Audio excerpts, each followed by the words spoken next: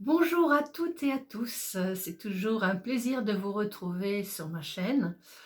Alors, que s'est-il passé cette semaine chez vous et comment avez-vous remédié aux situations, aux événements qui se sont produits dans votre quotidien?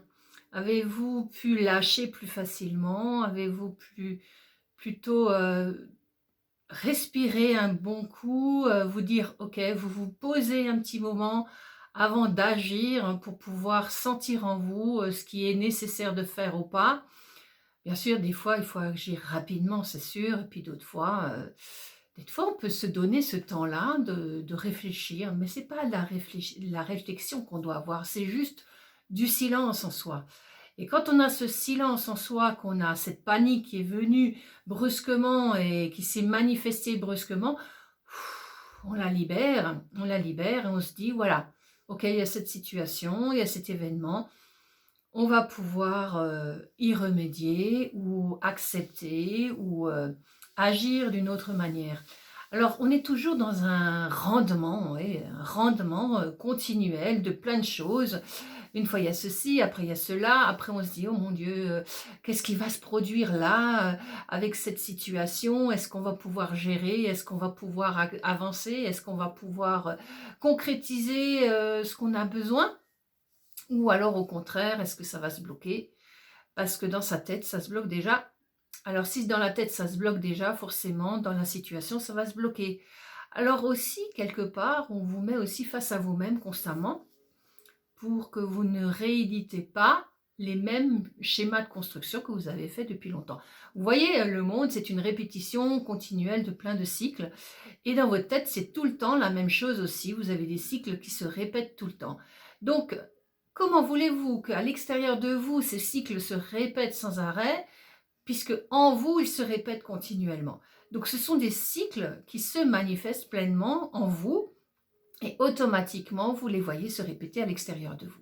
Quand vous commencez à prendre conscience que ces cycles ne vous appartiennent pas, que ce qui se manifeste en vous ne vous appartient pas, et que quelque part, on vous incite à aller dans ce système-là, dans cette direction-là, simplement parce que vous avez déjà vécu quelque chose de pareil, de similaire, et qu'on vous induit continuellement en erreur, bah, automatiquement, vous allez prendre cet automatisme qui va se mettre en place.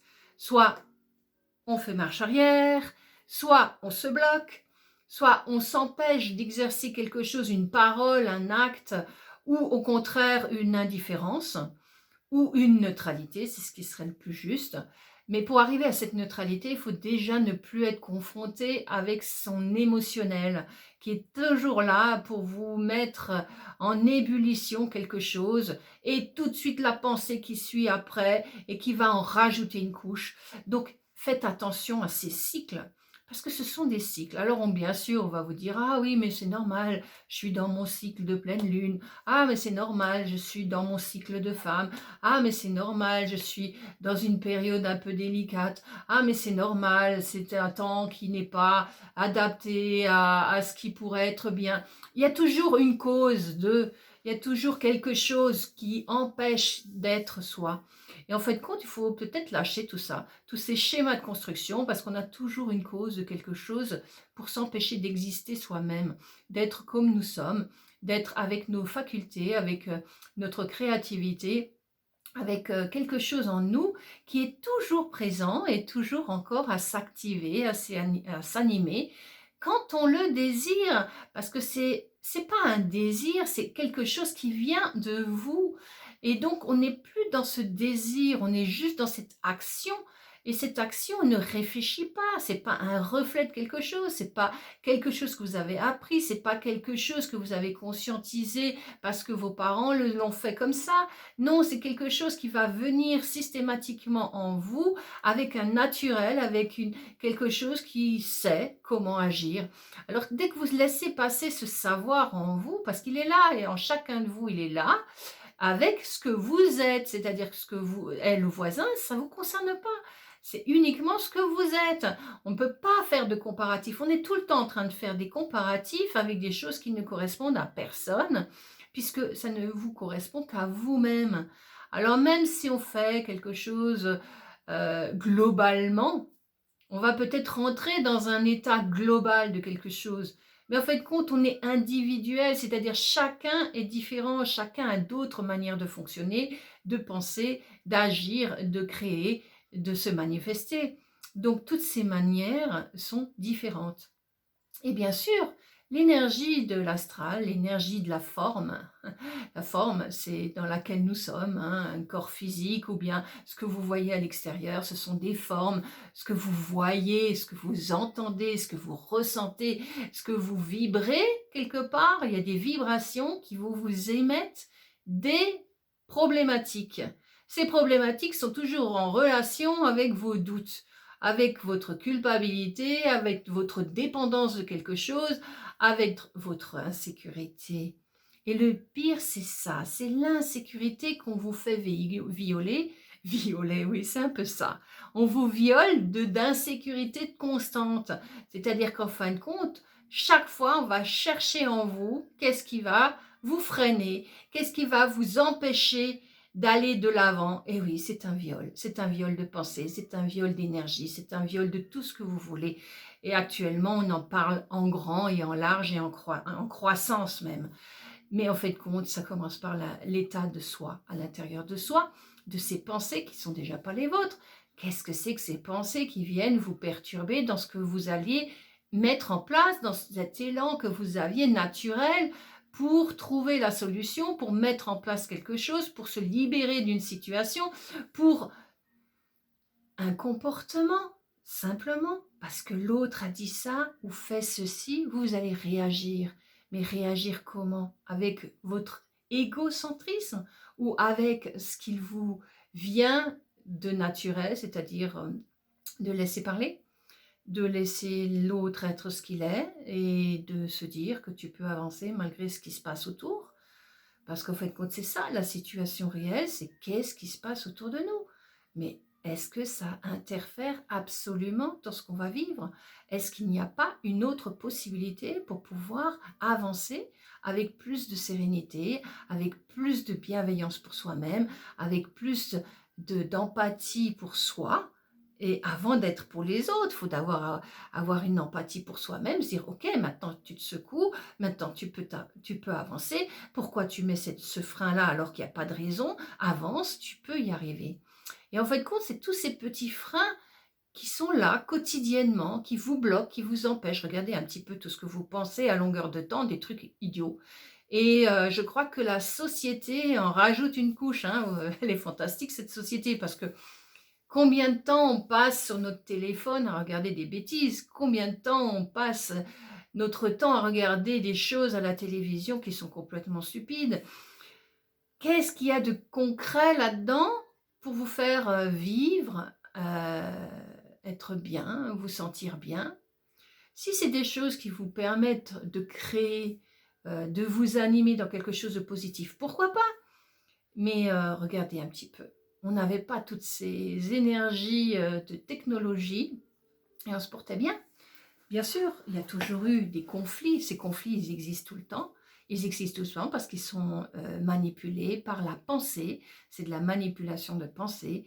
Et tous nos états, entre parenthèses, nos états d'être, avant d'être les états extérieurs, le manifestent constamment. Donc, voyez un petit peu dans quel état vous êtes avant de vous soucier de l'état extérieur.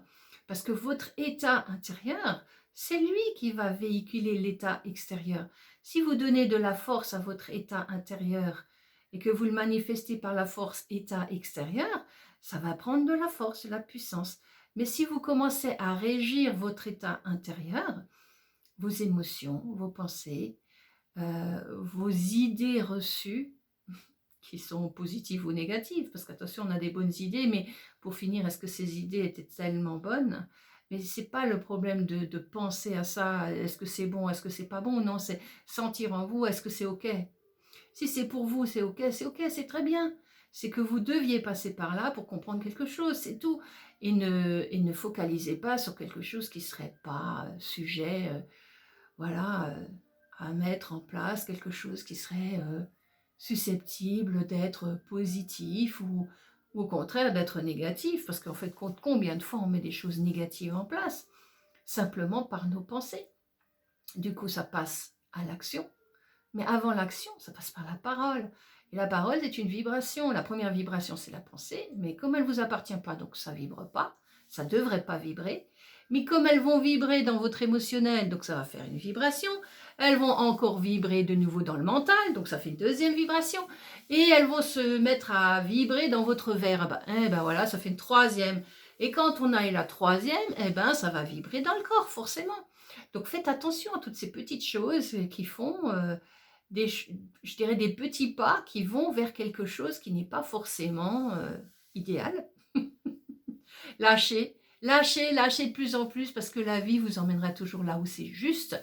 Alors ne vous inquiétez pas, arrêtez de vous inquiéter sur des choses qui ne sont pas nécessaires parce que ne vous inquiétez de rien. C'est-à-dire que même quand vous avez un problème, dites-vous simplement, ok, cette situation, c'est pas un problème, c'est une étape, c'est un obstacle, c'est quelque chose à franchir, c'est quelque chose que vous avez la possibilité de franchir.